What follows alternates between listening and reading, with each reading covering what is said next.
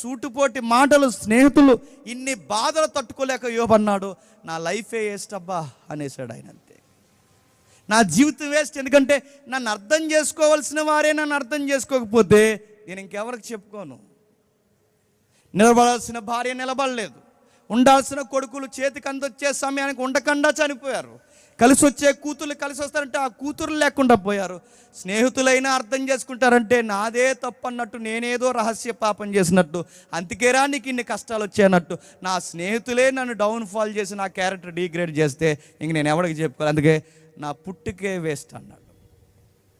ఇన్ని విన్న దేవుడు సింహాసనం మీద కూర్చుని గడ్డం కింద చేయబెట్టుకుని దేవుడు చూశాడు చూశాడు చూశాడు చూశాడు సరిగ్గా ఆ టైంలో యోబుకు ప్రత్యుత్తరం ఇవ్వడానికి ప్రత్యక్షమయ్యాడు.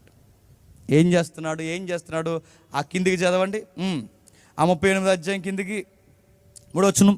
పౌరుషం తెచ్చుకొని నీ నడుము బిగించుకొనుము, నేను నీకు ప్రశ్న వేయుదును, నీవు దానిని నాకు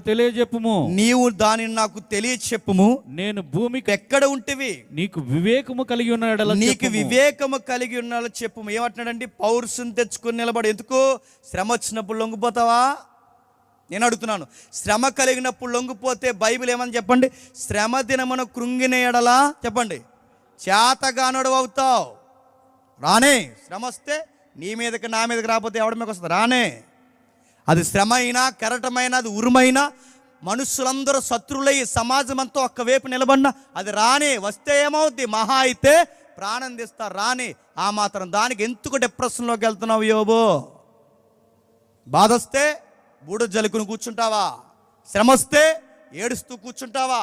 ఇబ్బంది కలిగితే రొమ్ములు బాదుకుంటే నా జీవితం లేదని, పుట్టకపోతే బాగుండి అనుకుంటావా? ఏమవుతుంది అనుకుంటున్నావు యోబు? మనుషులందరూ నేను కాని మాటలంటే అంటారు, గాలో ఎన్నో మాటలు, ఆ మాటలంటే లొంగిపోతావా? లే, నీ నడుము బిగించుకొని నువ్వు పౌరుషం తెచ్చుకుని లేచి నిలబడి నేను చెబుతున్న జాగ్రత్తగా విను. నీకు నాకు చిన్న క్వశ్చన్ అవర్ స్టార్ట్ చేద్దాం, ఆన్సర్ చేస్తావా యోబు అని అడిగాడు. నేనేం మాట్లాడుతున్నాను జాగ్రత్తగా విను. ఎవడో వచ్చాడు ఈ జ్ఞానం లేని మాటలు, ఈడి జ్ఞాన, వాడొచ్చి చెబితే నువ్వు వినడమా? ఆడి మాటలకు నువ్వు కృంగిపోవడమా? ఈ ఎలోహో ఎవడో, ఆ ముగ్గురు స్నేహితులు ఎవరు, వీళ్ళెవరు నాకు రిప్రజెంట్గా నిలబడి మాట్లాడడానికి, నిన్ను చెరపడానికి నా పక్షమున వచ్చిన ఈ మధ్యవర్తులను పెట్టింది ఎవరు? నీకు చెబుతున్నాను యోబు, శ్రమ వచ్చినా, బాధ వచ్చినా, అనారోగ్య సమస్య వచ్చినా, ఏదొచ్చినా, ఈ పిడుగులొచ్చి నీ మీద పడిపోయిన యోబు, మళ్ళీ చెప్తున్నాను ఏం కాదు, ధైర్యం తెచ్చుకుని నిలబడు. నీకు మళ్ళీ చెప్తాను యోబు, నిలబడు, ఏం కాదు. నీకేం చెప్తానో ఒక్కసారి నిలబడు. నీ పుట్టుకను గుర్చి